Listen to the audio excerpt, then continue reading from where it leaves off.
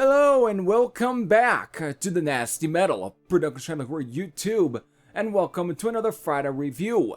Today I am reviewing the debut full-length album from heavy metal band Blazon Rite, and the album, of course, here titled is Endless Halls of Golden Totem, which was released through Gates of Hell Records on June 18th. So, Blazon Rite, based out of Philadelphia, Pennsylvania, though according to Metal Archives, it's right now not really announced where they were formed, at least what year they were formed in, but it at least had to be sometime within the late 2010s or so, at least sometime before 2020, before they released their debut EP, which is titled Dulce Bellum.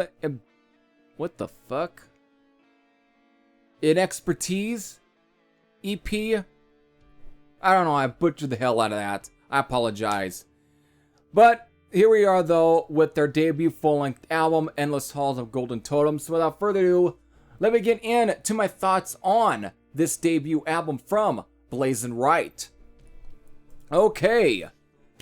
So, before we really get into any of my thoughts on this album, you know what I have to do. I have to do a track listing rundown, so I can tell you guys what are the songs on this album, how many songs are on this album, and what is the time length for this album.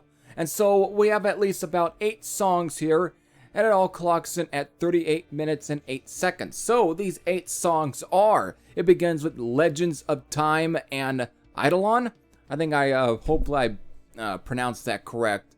Put Down Your Steel, Just for the Night, The Executioner's Woe, the title track, Alchemist's Brute, The Night Watchman of Starfall Tower, Consumed by Glory Light, and finally ending with Into Shores of Blood. So there's your 8 songs. And since obviously I'm very new to these guys, and since they are a very brand new band, musically, when you look into at least the similar artist section on Blazon Rite's Metal Archives page, the only band that apparently they are compared to is let me hope, because of I'm always weird, the Lord Weird Slowfig. They get compared to them. Now, I'm not really that familiar, or just all that familiar with the Lord Weird Slowfig. I know I'm friends with a lot of folks who are definitely into them, but I've just never really sat down and really listened to an actual, you know, just from start to finish, a album from the Lord Weird, just Slowfig in general, okay? I've never really sat down and listened to an album of theirs, but what I have at least sampled over the years of the Lord Weird Slowfig, definitely I can compare Blazon Rite to them. They've got that, at times it's very, I wouldn't say it's not really epic metal, but it's on the cusp of that, where they're definitely taking influences from a lot of the new wave or British heavy metal bands. For example, like Iron Maiden and even Irish rockers, Thin Lizzy. It definitely takes from influence from those kind of bands, and that's what you kind of get here.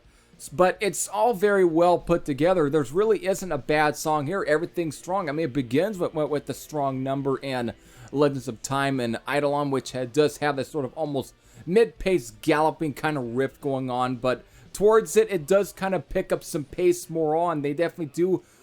They do play around with some different pacing within each of the songs, where it really changes for each track. I guess progresses into that, but I wouldn't call this progressive. But it's just really to kind of add this sort of almost epic feel to the songs, and they're able to really do that.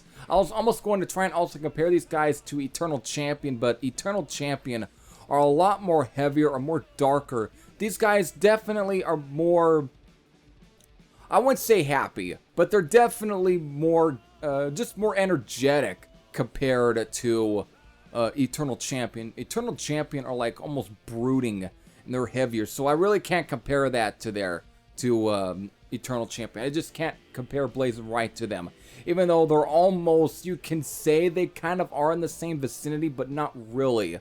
It's just almost, it's trying to be on the cusp of that, but it doesn't really break into that. So I'm going to try and refrain myself from comparing these guys to them. So the Lord We're Slowfig is probably the best comparison. But again, with other songs like The Executioner's Woe, which is also great, the title track's pretty interesting. It does start off very sort of, you know, epic. It's got that what you've come to expect. But this one's interesting because towards the middle part of this song, it really changes into a different pacing, almost a very different atmosphere. It almost gives it more of a, I almost feel like a very, almost Celtic type of feel, where it's very soft and very mellow. But again, it's got a real Celtic feel to it. Like that's the best way I can the way that almost reminds me a little bit of Styx for some fucking reason. But that's just the way that it ends up making me feel, especially with a lot of the synth sounds going on. But obviously the singer is obviously not trying to sound like Dennis DeYoung. But he's got the very sort of epic metal kind of voice that you would come to expect. But it ends up working within the song, and it adds to just the overall dimension of this track. And then after this sort of second, it's back to the same sort of pacing. So it's a very interesting, great sort of cool title track that fits the overall theme of the album. And of course, we then get other sort of straight up energetic, furious tracks like Alchemist Brute.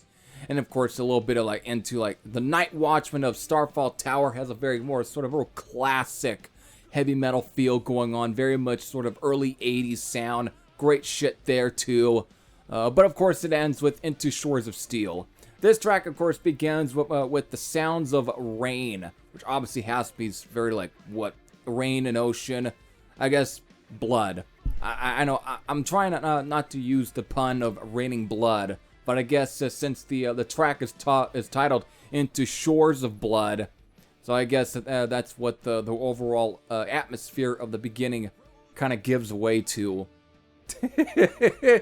But over this track, the sort of intro, it's got a very sort of clean guitar tone going on. Again, you know what they're building up to, and it does build up to it. And it is very much a great sort of heavy track. Definitely ends. It's just a banger of a song. So it ends on a great high note here. So really, I can't say anything bad about it. It's just an overall enjoyable metal album from beginning to end with some great guitar solos, some great riffs, and even the production's fantastic. Really, I can't say anything bad at all. Again, it's another release on Gates of Hell Records where I really enjoy. I haven't heard anything bad that come out of this label. I have yet to heard a bad release through Gates of Hell Records. This just seems to be a really strong label. Of course, Traveler on this label too, and that's another great band. So there we go. Just another strong release that come out of Gates of Hell Records. It's another strong release for this band. So to talk about the great debut full-length album. So there we go. There it is.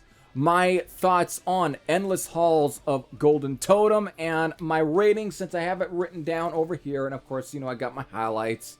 I'm giving it a 9.75 out of 10. Again, with songs like Legends of Time and Eidolon, Put Down Your Steel, Just for the Night, the title track, Alchemist Brute, the Night Watchman of Starfall Tower, and then Into Shores of Blood. It's just a complete solid album from beginning to end. I know I'm having issues speaking for some reason.